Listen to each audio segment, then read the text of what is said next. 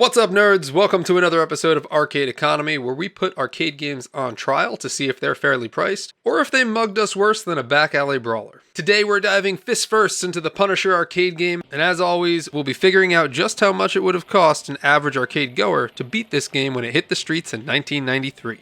Was this game a fair fight, or did it straight up rob you like a low-level goon? We're gonna find out.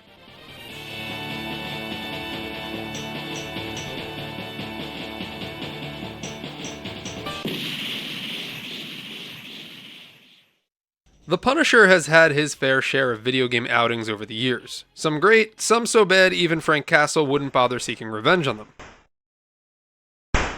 The early 90s saw him tear up the NES, home computers, and Game Boy. The mid-2000s? Well, let's just say that PS2 Punisher game was criminally underrated, while the PS3 shooter was viewed as a crime against gaming. But in 1993, Capcom stepped in and delivered what many consider to be the best Punisher game to date.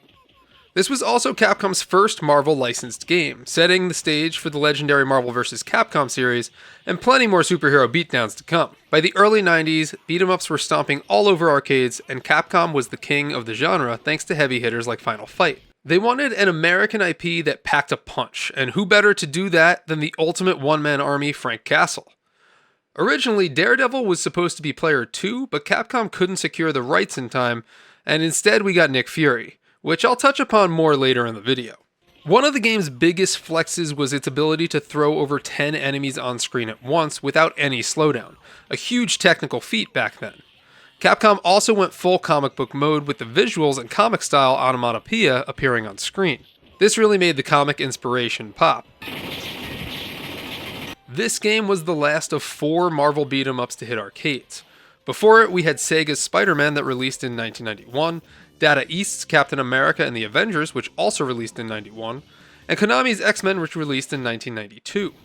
It was the end of an era, but man, what a way to go out. A console port followed in 1995 for the Sega Genesis or Mega Drive, depending on where you live, and well, let's just say it didn't exactly live up to the arcade experience. The graphics and sound got body slammed by Sega's hardware limitations, enemy variety was much more limited, and the number of objects on screen shrunk significantly. On top of that, the console version was heavily censored. In the arcade, Punisher shoots the first boss dead after interrogating him. On the Genesis, he just lets him go.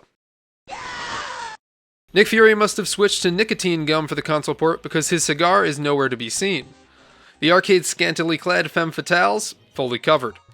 And although there isn't an overwhelming amount of blood in the game, it's completely absent on console.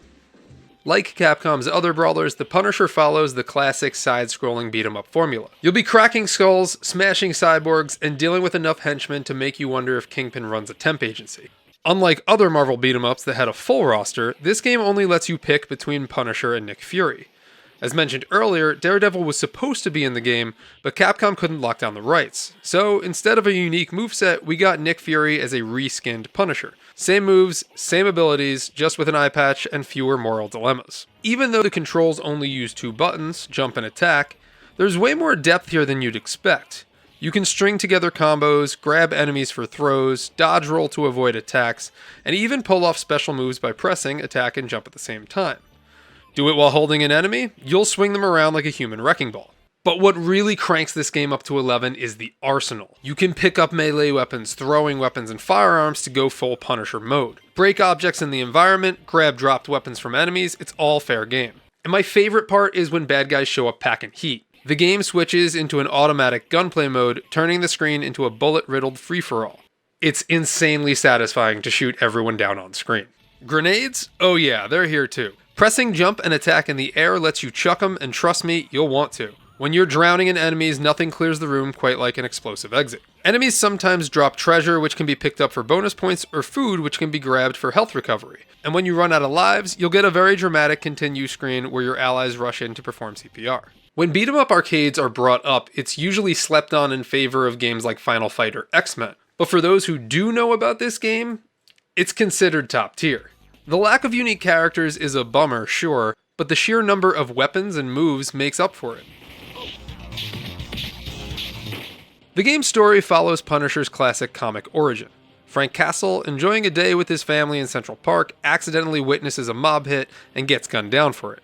Frank survives, but his family doesn't. To avenge them, Frank becomes the Punisher and begins his crusade on crime. Most of the generic henchmen were original creations from Capcom, but the majority of bosses were actually from the Punisher's Rogues Gallery, including Chester Scully, Bruno Costa, Bonebreaker, Bushwhacker, Jigsaw, and the big man himself, the Kingpin. And let's be real, I love when they make Kingpin hilariously large. Dude looks like he could bench press a school bus. Booming.